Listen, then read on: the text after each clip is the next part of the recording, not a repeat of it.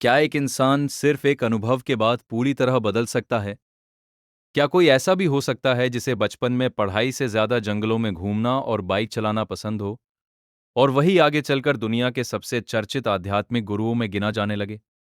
आज हम बात करेंगे सद्गुरु की, उनकी जिंदगी की उन घटनाओं के बारे में जिन्होंने उन्हें वहां तक पहुंचाया जहां आज करोड़ों लोग उन्हें सुनते हैं। लेकिन इस कहानी में सिर्फ सफलता नहीं है, बल्कि ऐसे मोड़ भी हैं जिन्होंने उनकी जिंदगी की दिशा ही बदल दी। तो वीडियो को आखिर तक जरूर देखिए, क्योंकि अंत में हम जानेंगे कि आखिर ऐसी कौन सी बात है जिसकी वजह से सद्गुरु को दुनिया भर में इतना अलग माना जाता है। सद्गुरु का असली नाम जग्गी वासुदेव है। उनका जन्म 3 सितंबर 1957 को कर्नाटक के मैसूर शहर में हुआ था। उनके पिता एक डॉक्टर थे, इसलिए नौकरी के कारण परिवार को कई शहरों में रहना पड़ता था। बचपन से ही जग्गी बाकी बच्चों से काफी अलग थे। जहां दूसरे बच्चे खेल कूद में समय बिताते थे, वहीं उन्हें प्रकृति के बीच रहना बहुत पसंद था।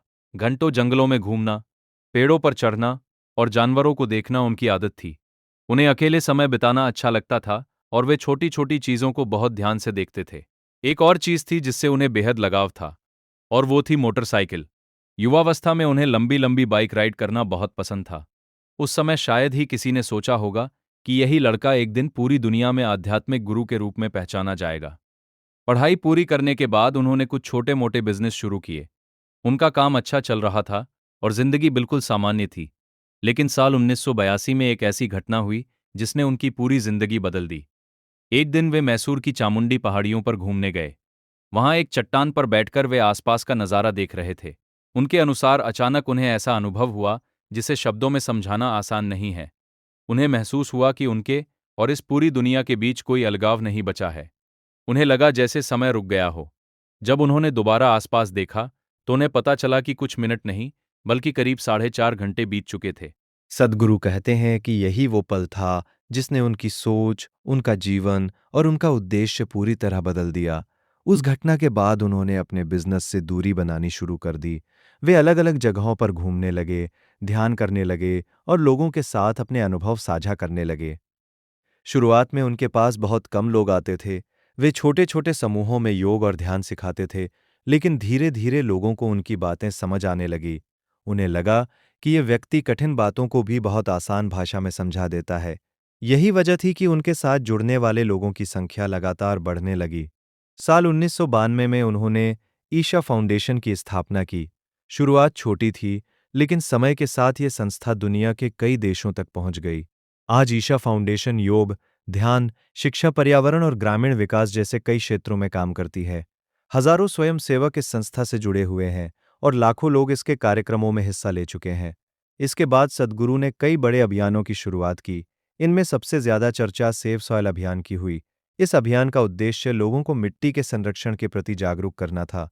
इस दौरान उन्होंने कई देशों की यात्रा की और अलग-अलग नेताओं, वैज्ञानिकों और विशेषज्ञों से मुलाकात की। समय के साथ सोशल मीडिया ने भी उनकी लोकप्रियता को नई ऊंचाई दी। आज उनके वीडियो यूट्यूब, इंस्टाग्राम और दूसरे प्लेटफॉर्म पर करोड़ों बार देखे जाते हैं। लोग उनसे सिर्फ योग या ध्यान की बातें नहीं सुनते, बल्कि रिश्तों, करियर, तनाव, सफलता और जिंदगी से जुड़े सवाल भी पूछते हैं। उनकी सबसे बड़ी खासियत यही मानी जाती है कि वे मुश्किल विषयों को भी ऐसी भाषा में समझाते हैं जिसे आम इंसान आसानी से समझ सके। हालांकि जितनी तेजी से उनकी लोकप्रियता बढ़ी, उतने ही सवाल भी उठे। कुछ लोगों ने उनकी संस्था और कुछ परियोजनाओं को लेकर आलोचना की। वहीं उनके समर्थकों का कहना है कि उनके काम को पूरी तरह समझे बिना कई बातें कही जाती हैं। किसी भी बड़े और प्रसिद्ध व्यक्ति की तरह सद्गुरु के बारे में भी अलग-अलग राय देखने को मिलती है। कुछ लोग उन्हें महान आध्यात्मिक गुरु मानते हैं, कुछ उन्हें एक शानदार वक्ता कहते हैं, जबकि कुछ लोग उनके विचारों से सहमत नहीं होते। लेकिन एक बात से शायद ही कोई इनकार करेगा कि उन्होंने योग और ध्यान को दुनिया भर में पहुंचाने में बड़ी भूमिका निभाई है। आज करोड़ों लोग उनकी किताबें पढ़ते हैं, उनके वीडियो देखते हैं और उनके कार्यक्रमों में शामिल होते हैं। चाहे कोई उनके विचारों से सहमत हो या नहीं, उन्होंने आध्यात्मिकता पर होने वाली चर्चा को आम लोगों तक जरूर पहुंचाया है।